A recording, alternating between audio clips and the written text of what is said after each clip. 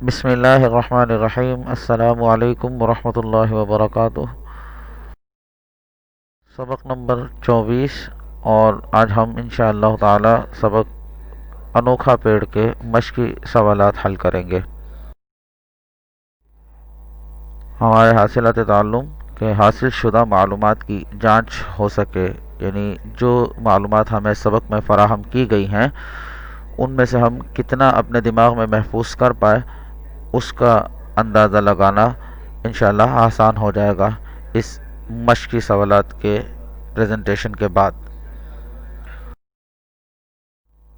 سب سے پہلے دینی ترغیب یعنی اسلامک موٹیویشن ملاحظہ کر لیجئے۔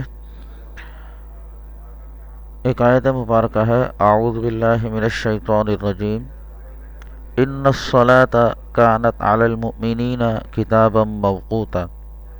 ترجمہ اس آیت مبارکہ کا یہ ہے کہ بے شک نماز مسلمانوں پر فرض ہے اپنے مقررہ وقتوں میں، یعنی نماز اپنے وقت مقررہ پر پڑھنا مسلمانوں پر فرض ہے۔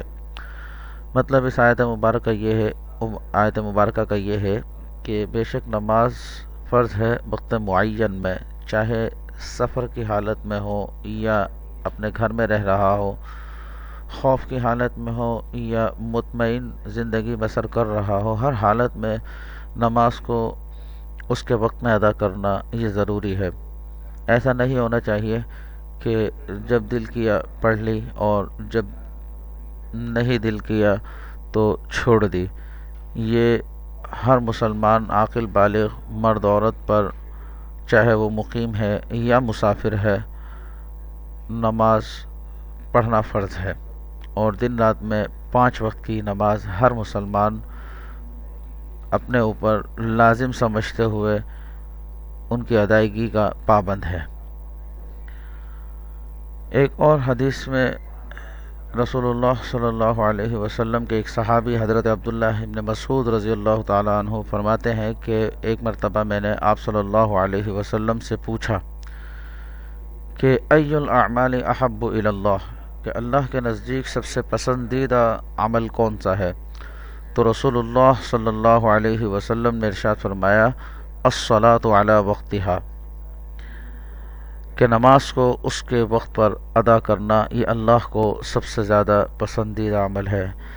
ہمیں غور کرنا چاہیے کہ اس حوالے سے ہم کتنی پابندی کرتے ہیں، اور رسول اللہ صلی اللہ علیہ وسلم کی اس حدیث کی روشنی میں اللہ کے پسندیدہ عمل پر ہمارا کتنا عمل ہے۔ یقیناً ہر شخص اس حوالے سے سستی اور کاہلی کا مظاہرہ کرتا ہے، مجھ سمیت۔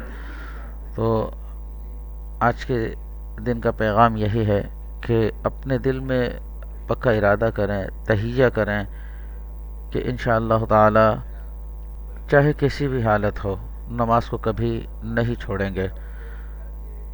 سختی ہو یا گرمی ہو یا کسی بھی قسم کا کوئی پریشانی کا وقت ہم پر آ رہا ہو، لیکن ہم نماز کی ادائیگی کے ذریعے انشاءاللہ اپنی اس پریشانی سے بھی فائٹ کرنے اور اس سے لڑنے کا جذبہ اپنے اندر پیدا کریں گے۔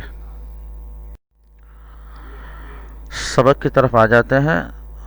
سبق میں انشاءاللہ آج ہم مشقی سوالات حل کریں گے۔ کل 6 سوالات ہیں آج کے سبق میں، تو دیکھ لیجئے۔ سوال نمبر 1 ہے، ہندوستان کے بادشاہ کے دل میں کیا خواہش پیدا ہوئی؟ جواب اس کا یہ ہے کہ سینکڑوں برس پہلے ہندوستان کے بادشاہ کے دل میں یہ خواہش پیدا ہوئی کہ وہ مصر کے بادشاہ کو کوئی تحفہ بھیجے۔ سوال نمبر 2 ہے، عالموں اور پنڈتوں نے بادشاہ کو کیا رائے دی؟ یعنی مسلمان علماء اور ہندو علماء نے بادشاہ کو کیا رائے دی، چونکہ ان کو مشورے کے لیے بلایا تھا۔ رائے یعنی مشورہ۔ جواب اس کا یہ ہے کہ عالموں اور پنڈتوں نے بادشاہ کو یہ رائے دی کہ بادشاہ سلامت آپ ایک ایسا بحری جہاز بنوا لیجئے جو صرف ناریل کے پیڑ کی لکڑی کا بنا ہوا ہو، اور اس کے اندر ناریل کے علاوہ کسی قسم کی چیز کا استعمال نہ کیا جائے۔ سوال نمبر 3 ہے، تحفے کے لیے دیے جانے والے جہاز کا مختصر احوال لکھیے۔ تو اس میں آپ کے سامنے مختصر احوال یہ پیش کیا جا سکتا ہے کہ تحفے کے لیے دیے جانے والا جہاز عرشے سے لے کر تہخانے تک ناریل کے پیڑ کی لکڑی کا بنا ہوا تھا۔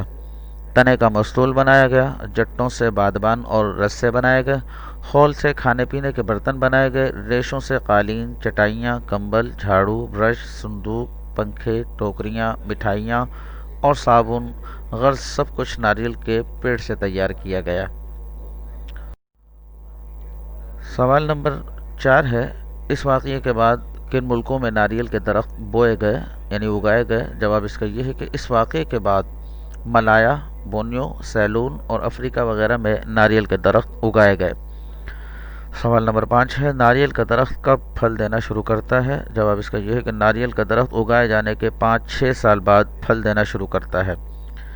سوال نمبر 6 اور آخری کہ ناریل کے درخت کی اوسط عمر کتنی ہوتی ہے؟ جواب اس کا یہ ہے کہ ناریل کے درخت کی اوسط عمر 70-80 سال ہوتی ہے۔ اس کے ساتھ ہی ہمارا آج کا سبق ختم ہوا۔ اپنا ہوم ورک ملاحظہ کر لیجئے کہ یہ تمام مشقی سوالات جو آپ کو لکھوائے گئے ہیں یہ اپنی کاپیوں میں لکھ لیجئے، اور سوال نمبر 8 یعنی الفاظ کا ان کے جملوں میں استعمال کرنا یہ اپنے طور پر حل کرنے کی کوشش کیجئے۔ انشاءاللہ کل کے سبق میں ہم الفاظ کا جملوں میں استعمال بھی سیکھیں گے، اور اس کے ساتھ ساتھ ہم ایک مضمون بھی آپ کے سامنے پیش کریں گے میرا پسندیدہ درخت کے عنوان سے۔ جزاکم اللہ خیرہ، والسلام علیکم ورحمۃ اللہ وبرکاتہ۔